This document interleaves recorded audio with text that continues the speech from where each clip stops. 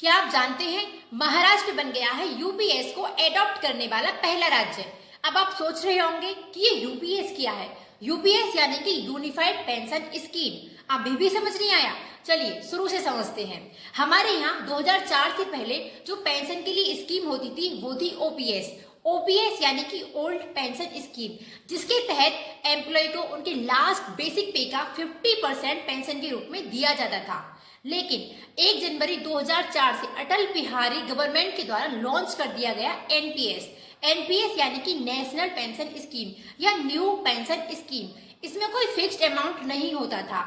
Employ अपनी salary में से जितना कंट्रीब्यूशन देते थे, सरकार उन्हें उतना ही कंट्रीब्यूट करके पेंशन के, जो कि एम्प्लॉयर को अपनी सैलरी में से कंट्रीब्यूशन देना होता था, इसलिए वो इस स्कीम से खुश नहीं थे।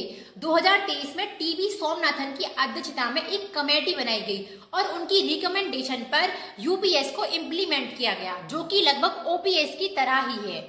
इसमें सेंट्रल गवर्नमेंट के द्वारा एम्प्लॉय को उनके लास्ट 12 मंथ के एवरेज बेसिक पे का 50% पेंशन के रूप में दिया जाने वाला है। मतलब अगर किसी की सैलरी मंथली 1 लाख रुपए तो उसको 50,000 रुपए पेंशन के रूप में मिलेंगे और यह स्कीम 1 अप्रैल 2025 से अमल में आएगी। सेंट्रल गवर्नमेंट ने यह भी बोला है कि अगर कोई स्टेट चाहे तो इसको इम्प्लीमेंट कर सकता है और ऐसा पहला राज्य बन चुका है